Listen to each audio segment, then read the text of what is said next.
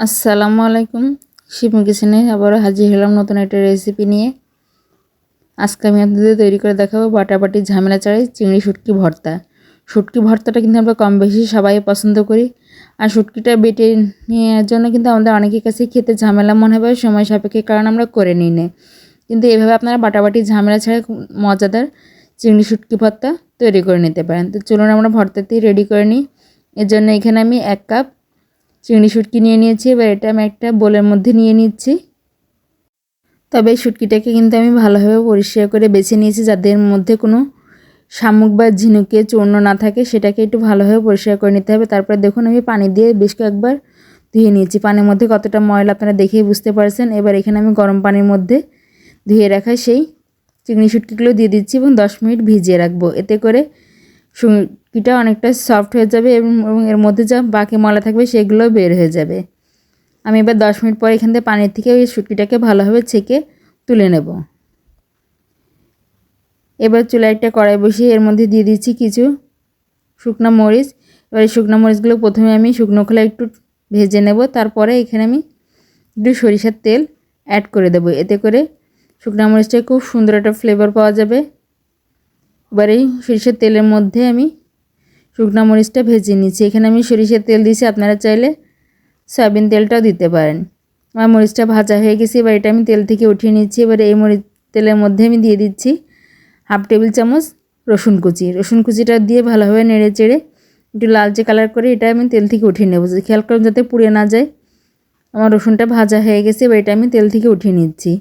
এবার এই তেলের মধ্যে আমি দিয়ে দিচ্ছি 1 কাপ পেঁয়াজ কুচি।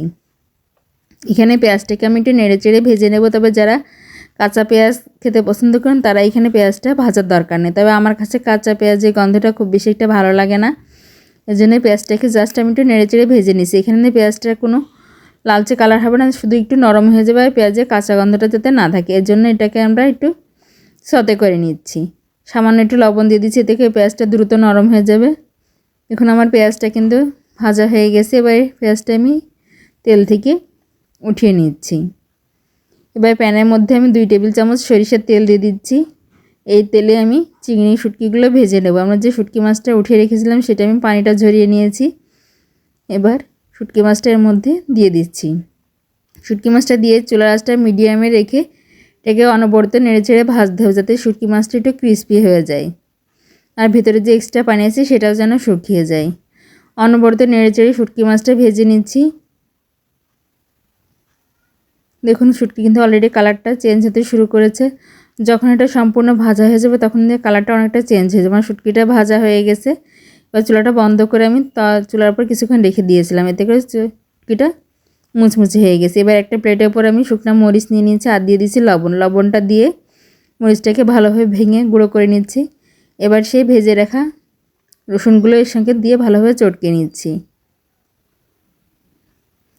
আমি হাতের সাহায্যে ভালোভাবে শুকনো মরিচ এবং রসুনটাকে চটকে নিয়েছি। এবার এর সাথে সেই ভেজে রাখা পেঁয়াজটা দিয়ে দিচ্ছি। পেঁয়াজটা দিয়ে ভালোভাবে মেখে নিয়েছি। এবার এর মধ্যে দিয়ে দিচ্ছি ধনেপাতা কুচি। ধনেপাতা কুচিটা দিয়ে আবার এর সঙ্গে ভালোভাবে আমি মিশিয়ে নিচ্ছি। আমার এটা মেশানো হয়ে গেছে। এই পর্যায়ের মধ্যে আমি দিয়ে দিচ্ছি সরিষার তেল 1 টেবিল চামচ। সরিষার তেলটা দিয়ে আবারও ভালোভাবে মিশিয়ে নিচ্ছি। এই পর্যায়ে সরিষার তেলটা দিলে খুব সুন্দর একটা ফ্লেভার পাওয়া যায়। এবার এর উপর আমি সে ভেজে রাখা চিংড়ি শুটকিগুলো দিয়ে দিচ্ছি। চিংড়ি শুটকিটা দিয়ে হাত দিয়ে ভালোভাবে মেখে নিলে কিন্তু আমাদের শুটকি ভর্তাটা একদম রেডি। এইভাবে একবার শুটকি ভর্তা করে খেয়ে দেখবেন, অনেক টেস্টি হয় এই ভর্তাটা। আশা করছি আজকের এই ভর্তা রেসিপিটি সবার খুব ভালো লাগবে। আর ভালো লাগলে প্লিজ আমার চ্যানেলটি লাইক, শেয়ার এবং সাবস্ক্রাইব করবেন। আর যারা এই ভিডিওটি আমার ফেসবুক পেজ থেকে দেখছেন প্লিজ আমার পেজটি লাইক এবং ফলো দিয়ে পাশে থাকবেন। ধন্যবাদ।